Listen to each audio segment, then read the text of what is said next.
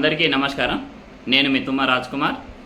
గత సంవత్సరం అంటే గత 3 సంవత్సరాలుగా సుల్తానాబాద్ పట్టణంలో హనుమాన్ దీక్ష వేసుకున్న సాములు సుల్తానాబాద్గా దీక్ష విరమణ కోసమై కొండగట్టుకు పాదయాత్రగా కానీ లేకపోతే వాహనాలలో కానీ వెళ్ళే సాముల కోసం మనం హనుమాన్ దీక్ష శిబిరాన్ని ఏర్పాటు చేయడం జరుగుతుంది. ఈ సంవత్సరం కూడా ఎక్కడైతే మనం అయితే యశోదామాట్ పల్ల కిషన్ షా పక్కన గల ఎకరం స్థలంలో ఈ యొక్క హనుమాన్ దీక్ష శిబిరాన్ని ఈ సంవత్సరం కూడా 7 నుండి 12 వరకు ఏర్పాటు చేయడం జరుగుతుంది. దానికి ముందు అయితే పాదయాత్ర వచ్చేవారు సుదీర్ఘ దూర ప్రాంతాల నుండి ఇప్పుడైతే భూపాలపల్లి నుండి పరకాల నుండి అయితే 2 తారీఖు నాడు పాదయాత్రగా బయలుదేరుతున్నామని మనకు సమాచారం అందించడం జరిగింది.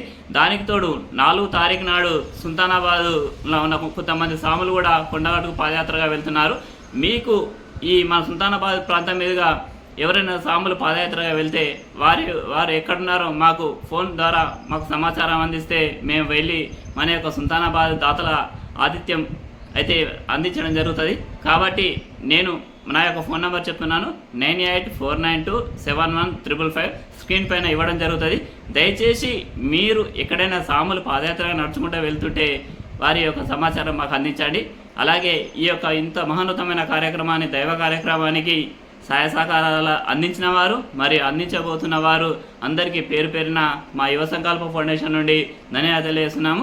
అయితే దీనికి వాలంటీర్స్ చాలా అవసరం. అయితే సేవ చేసుకునే భాగ్యం అందరికీ దొరకదు, కొంతమందికే దొరుకుతుంది. కాబట్టి ఈ యొక్క శిబిరాలను సేవ చేసుకునే వారు తప్పక రాగలరని నేను మనస్ఫూర్తిగా కోరుకుంటున్నాను. సాములకు కూడా ఈసారి మేము సుల్తానాబాద్లో అయితే తినగలుగుతాం, కొంచెం భిక్ష తీసుకోగలుగుతాం స్వామి, మరి బయటికి పోతే మాకు దొరకదు అనుకున్న వారి కోసం మేము ఇలా శిబిరం దగ్గర ఈ బాక్సులు ఏర్పాటు చేయడం జరిగింది. మేము మీకు ఇవి ఇచ్చి పంపిస్తాము. మీరు ఎక్కడైనా ఏ దేవాలయాల్లో కూర్చోవాలైనా తినవచ్చు. ఎందుకంటే ప్రతి ఒక్క స్వామి సుదీర్ఘంగా ఈ యొక్క హనుమాన్ దీక్షను చేసి వాళ్ళ మీరు విరమణ చేసుకోవాలనే ఉద్దేశం కొద్దీ మేము ఈ యొక్క సంకల్పాన్ని ముందు పెట్టుకొని గత 3 సంవత్సరం 4వ సంవత్సరం కాబట్టి ఈ యొక్క వీడియోను ప్రతి ఒక్కరూ హనుమాన్ దీక్ష వేసుకున్న ప్రతి స్వామికి షేర్ చేయాలని నేను మనస్ఫూర్తిగా కోరుకుంటూ మరోసారి మీ అందరికీ ధన్యవాదాలు తెలియజేస్తున్నాను.